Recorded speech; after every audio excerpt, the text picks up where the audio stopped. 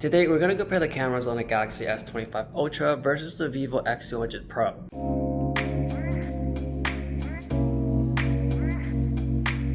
So as you can tell, this one is a little bit different where I leave the watermark on the photos, which you can clearly tell the Vivo does show a bit more information, whereas on a Galaxy it only shows the name. Let me know if you like the watermark baked into these videos.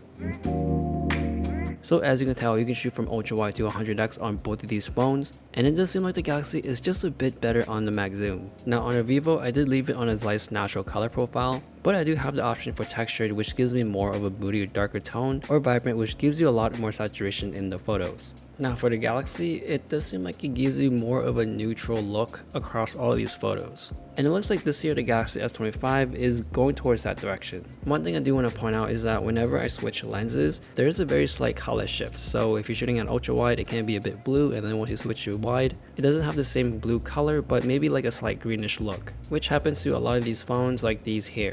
Now in terms of exposure, it seems like you can see a bit more in the shadows on a Galaxy, whereas on a Vivo it is just slightly darker, where that can give you more of a natural look, but I feel like the average person would pick the Galaxy just because they see more of the picture easily.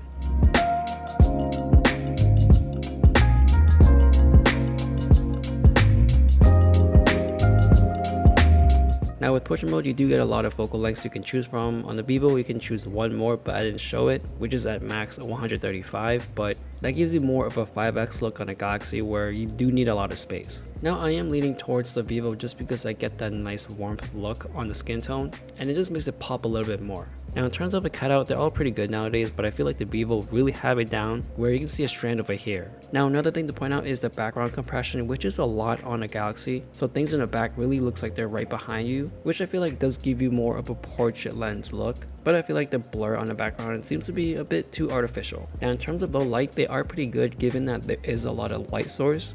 But when you start to use the telephoto lenses, especially at 10x, that's when you start to notice a bigger difference on a Vivo where it is a bit clearer. Now I really like the Vivo just because of the big telephoto lens they have. It's just very good. And of course if you're shooting like out in the city where there's a lot of buildings and such, there's really not much of a difference or you can't really tell. But when you start to actually shoot a subject like food, people, or objects, that's when the telephoto lens on the Vivo stand out. Like you can clearly tell the natural bokeh on the Vivo, whereas on a Galaxy you don't really see too much of that. So to a photographer, naturally they would just lean towards the Vivo because they like that look. But if you're like a regular consumer, maybe you don't really care about it, you do want to see more of everything in focus anyways. So I feel like it depends on who you are as a customer, and that might decide which phone you do like better for the camera.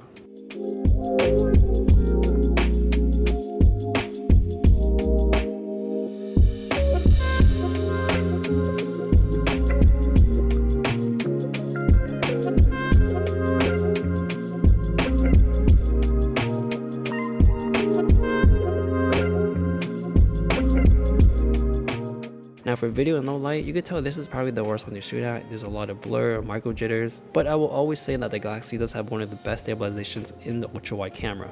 Now for the wide, it's going to be a lot better, and it looks like the Galaxy is leaning towards more on the warmer side, whereas on the Vivo it gives you more of that natural color look. Now for the telephoto, I did eventually zoom in from 3.7 to 5x on a Vivo. The color looks like it's the same where the Galaxy is much more warmer, but it seems like the Vivo can handle a bit better on the glaring from the headlights of these cars.